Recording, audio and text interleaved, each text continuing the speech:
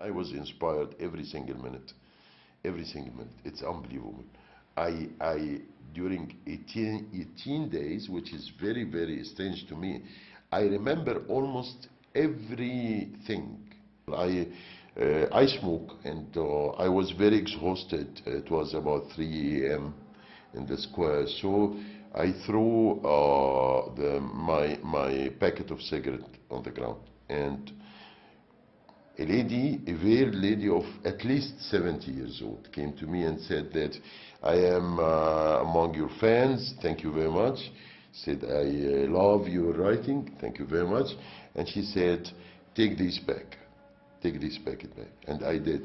And she said, you go and you must throw this in the garbage. I said, fine, I'll do that. And I did that, and I came back to her with the feeling of a guilty child, you see. And she said, we are building up the new Egypt, and the new Egypt should be clean. And if you could simply compare this attitude to the everyday attitude of Egypt, you will realize the difference made by the revolution. We would go to protest and tweet from the protest about what's happening, if people are getting arrested, if, you know, how many are we, what are the demands of the protest, and so on. And this is because we were living under a time where, I mean, protests were not, you know, even thousands, let alone hundreds. I mean, we were so when few. When we reached 1,000, this was a big thing. And that was a huge thing. When now it's not like, a million, it's like, you know. Exactly, but it's so important to be visible. And this was a way of getting us visible, of like me tweeting with pictures of this group, like, you know, standing against the emergency law, and then that becomes awareness on social network. It's instant information. It's the people's wire. You know, it's you know what you need to know when you need to know it. You know, as fast as possible, and it's fantastic. People who were lying got sniffed out very easily. If you go out and say there's a demonstration on this street, you know, suddenly 3 people lived on that street are like, no, we live there, there is no demonstration, and here is a picture, and here is a video, and here's Musharraf A, you know, and that guy is a liar. Suddenly it was such a self-correcting format, you know, that it actually, like, it was really good at getting us, you know, where we need to go. But it's like a video game, you know, because on level 1 you had Mubarak, you know, and then on level 2 you had Shafi and state security. Level 3, it's the worst boss, because it's us. It's army. It's us. It's army. It's Wallahi, it's not army. Wallahi, it's not army.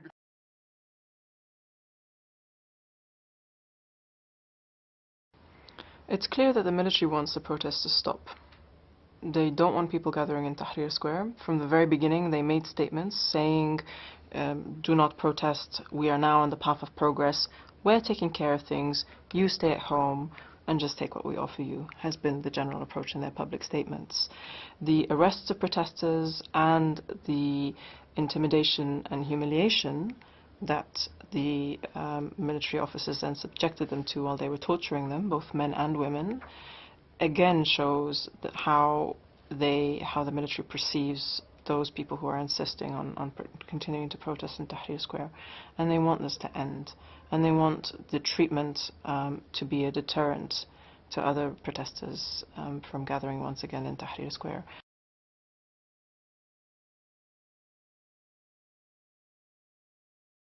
The key to understanding the human rights situation under Mubarak's rule is not the long catalogue of human rights violations committed by his government, but impunity. The fact that these violations were allowed to be perpetrated, and that violators were always protected from punishment, and where violations were effectively encouraged.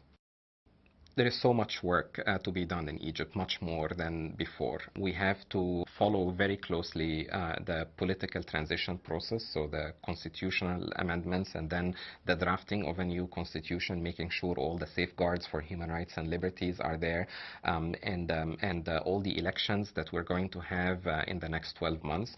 And then on the second level, you have the elaboration of plans for transitional justice justice, what kind of process is going to be established for seeking truth, for accountability, and for reparations for victims of abuses in the last 30 years.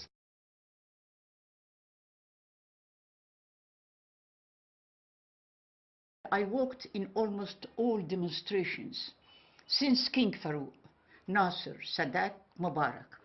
And we demonstrated against them all, because we women and the poor, and especially the poor women like me who came from poor families, we were betrayed in every revolution. We go to the streets and we die, our blood on the asphalt, and we suffer. We lose members of our families, and we are arrested. They put us in prison, and we die. And then they steal the revolution. This happened.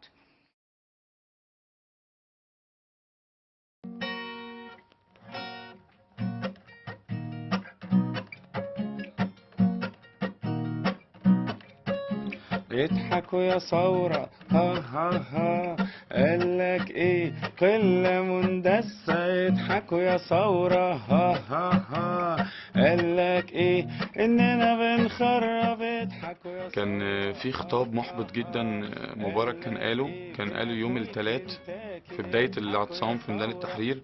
الخطاب ده كان كسب بيه الرأي العام جدا جدا بره الميدان، ولدرجة ان خلى الناس تهاجمنا قوي قوي، وكان في حالة احباط غريبة علينا في الميدان. حتى انا ما كنتش عايز اغني ساعتها، بس الناس اللي كانوا حابين الاغاني قالوا لي اطلع غني.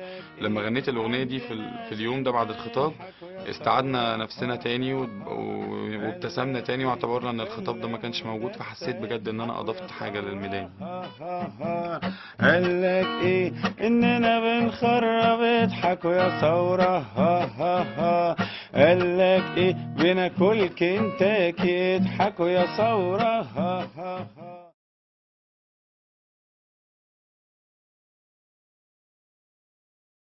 We've always had a bit of sectarian tension, and that's because of the regime and oppression we were living in anyway, so it's just a product of that.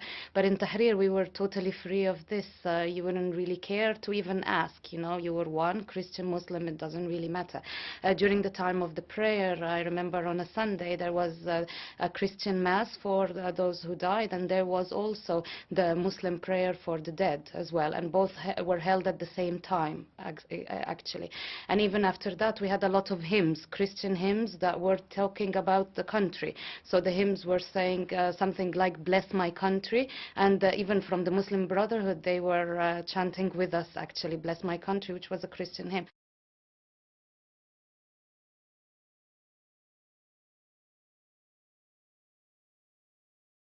I always feel I'm naturally a journalist. I want to report, I want to know what's happening, and I want to go back and tell people.